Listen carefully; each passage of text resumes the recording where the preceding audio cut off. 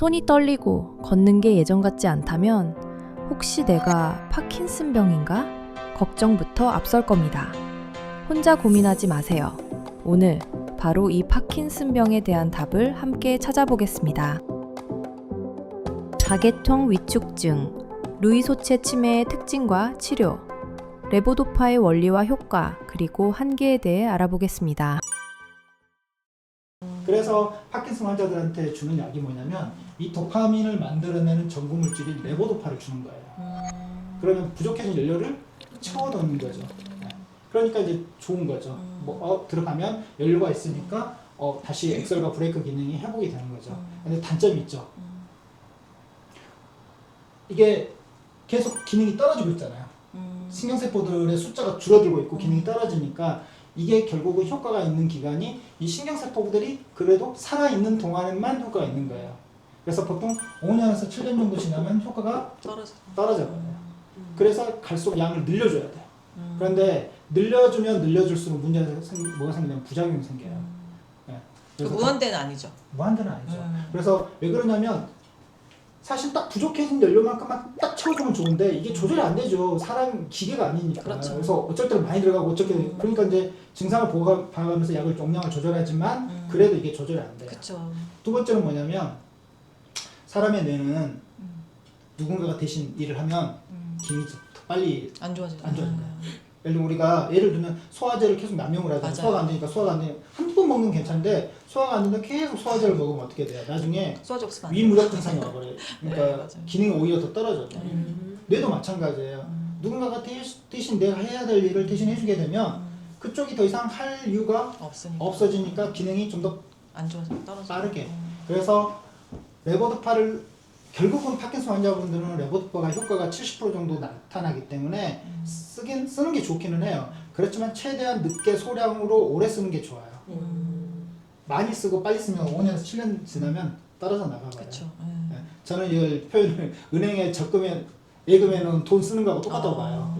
빨리 가져다 써버리면 그쵸. 빨리 떨어져 버리는 네네. 거죠. 그래서 가능한 좀 늦게 시작하더라도 소량으로 길게 해주는 거죠. 그래서 레보도파 약 자체가 좋지만 그걸 오래 쓰게 하는 게 좋기 때문에 그래서 한방치료를 병행하라고 하는 거예요. 그렇게 하면 훨씬 더 길게 레보도파를 쓸 수가 있어요. 조금 먹으면서. 네. 네. 그러니까 아까도 얘기했지만 누군가 대신 일을 해주면 뇌의 퇴행이 더 빨라지는 거예요. 그쵸. 그런 것들은 정신과 약들도 마찬가지예요.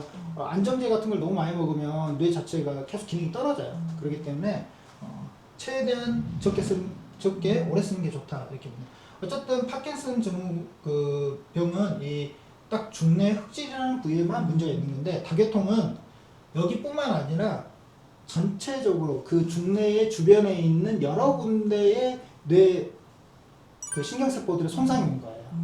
그래서 이 증상 외에 또 다른 증상들이 있는데 그래서 다계통 위축증은 크게 세 가지 증상을 보여요. 하나는 파킨슨 형태의 증상, 그러니까 떨림, 강직, 서동증, 고인장애가 다 와요. 두 번째가 손의 실조증이 나타나요. 그러니까 손의 쪽에도 문제가 있는 거예요. 네. 그다음에 세 번째가 자율신경계 증상도 나타나요. 잘 안 보이는 글씨가. 네, 자율신경계 증상이 나타나는데 그래서 막 땀이 난다든지 막 어지럽다든지 막 이런 가슴이 두근거린다든지 변비가 생긴다든지 소화가 안 된다든지 이런 자율신경계들 막 몸이 추워진다든지 막 뜨거워진다든지 이런 증상들도 표출을 해요. 그래서 이 세 가지 증상이 나타나면 다계통 위축증에 해당돼요. 그런데 파킨슨 증상이 나타난 이것을 위주로 보이는 유형이 있고 요 손의 실조증을 위주로 보이는 유형이 있고 자율신경계 쪽을 위주로 보이는 유형이 있는데 손의 실조증, 요건 잘 알겠죠. 네. 손의 실조증 유형으로 보이는 사람들이 다계통 위축증 환자들이 꽤 많죠. 그래서 오는데 파킨슨 증상은 막 떨리는데 어떻게 하냐면 이렇게 보행을 시켜보면 쓰러지죠. 한쪽으로 이렇게 걸으라고 하면 막 왼쪽으로 이렇게 넘어질 때 비틀비틀 꼭 갈짓자 네. 술 취한 사람처럼 막 비틀비틀거려요. 이러면 이게 이제 손해가 위축이 돼가지고 손해의 그런 기능이 떨어지는 거죠. 손해 자체가 이제 균형을 잡아주고 그다음에 어떤 운동을 도와주는 역할을 하기 때문에 그래서 또 어지러워요. 심하게 어지럽다고. 표현을 하고 보행이 잘 안 되시는 것 같아요. 보행 자체가 안 되죠. 심하게. 파킨슨 환자분들은 네. 이렇게 걸을 때 종종 거리지만 이렇게 넘어지거나 할 때 맞아요. 이렇게 잘 한쪽으로 걸으세요. 쏠리진 않는데 소매실조증 환자분들은 이제 넘어지죠. 이렇게 한쪽으로 쓰러지실 쓰러지죠. 것 같아요. 네. 네. 그래서 양쪽이 다 손상이 되신 분들은 좌우로 비틀비틀 네, 거리고 붙잡아주지 않으면 좀 예를 들면 이제 왼쪽에 손해가 유축이 되신 분들은 주로 왼쪽으로 쓰러져요. 그러니까 손상된 부위 방향 부위 쪽으로 따라서, 일자 보행이라고 해서 모델처럼 이렇게 일자로 걸으라고 해보면 이렇게 알 수가 있어요. 그래서 균형을 못 잡아요. 그래서 네. 막 쓰러지죠. 그래서 누가 부축해주지 않으면 네, 맞아요. 문제가 네. 되는 거죠.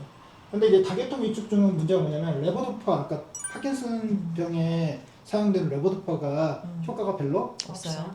없거나 거의 안 나타나요. 그럼 약이 없는 거잖아요. 솔직히 약이 없죠. 네, 그렇죠. 약이 없죠. 그냥 그 증상에 맞는 예를 들면 파킨슨 증상이 좀 보이면 이것과 관련된 레보도파 한번 써보기는 하는데 효과가 별로 없고 또 있다 하더라도 금방 효과가 맞아요. 없어져 버려요. 전체적으로 문제. 소매실조증 자체는 뭐 별로 약이 없고 거기에 맞춰서 대증적인 약을 쓸 수밖에 없는 거죠. 그럼 뭐 자율신경계도 뭐 거기에 맞는 그냥 대증적인 약을 쓸 수밖에 없는. 그래서 이게 좀 문제고 이게 애호가 안 좋아요. 진행 속도가 빠르기 때문에 하고 또는 이런 증상들이 있으신 분들은 나중에 치매도 같이 올 가능성이 높죠. 그래서 네, 여기 파킨슨 플러스 중에 루이 소체 치매라는 게 있어요. 아, 네네. 루이 소체 치매는 뭐냐면 파킨슨 증상이 먼저 오고 이후에 치매가 온 상태를 말해요. 그러면 치매라고 하면 우리가 일반적으로 알고 있는 뭐 알츠하이머 치매죠. 네, 인지가 안 네. 되는. 그러니까 이제 보통 나이 들어서 오신 분들은 이 축두엽 쪽, 그 내측 축두엽에 있는 해마가 손상이 되면 우리가 알츠하이머 치매라고 하고요. 네. 그런데 이제 보통 젊은 나이에 오시는 치매들이 있어요. 네.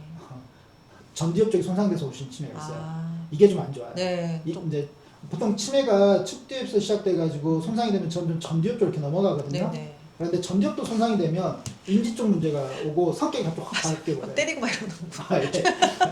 그래서 화내고. 갑자기 성격이 막 바뀌면서 치매 증상이 왔다 그러면 이 전두엽 쪽 손상이 오는 치매라고 보면 돼요. 막 며느리 때리고 막 욕하고 막 충동 조절인데 그런 전두엽 기능에 문제가 있기 때문에 쌍욕하고 이런 그래서 치매. 우리가 보통 이제 예쁜 치매, 나쁜 치매 이렇게 표현도 하는데 나쁜 치매에 네. 해당되죠. 때리고. 자기의 어떤 충동이라든가 이런 것들, 분노 같은 걸 조절하기 좀 어렵죠. 그래서 이제 그런데 그렇게 오고 그래서 이제 그런데 파킨슨 증상부터 시작된 다음에 치매로 가신 분들이 있어요. 그걸 이제 루이 소체 치매라고 해요. 네. 그래서 이런 경우에는 이제 파킨슨 증상하고 치매가 같이 오는 거죠. 그럼 그럴 경우에는 치료를 이게 이제 골치 아픈 게 뭐냐면 네. 치매하고 파킨슨이 같이 오면 골치 아픈 게 뭐냐면 치매하고 파킨슨 약이 반대로 작용을 해요. 어떻게? 파킨슨 약을 먹으면 치매 증상이 나빠져요.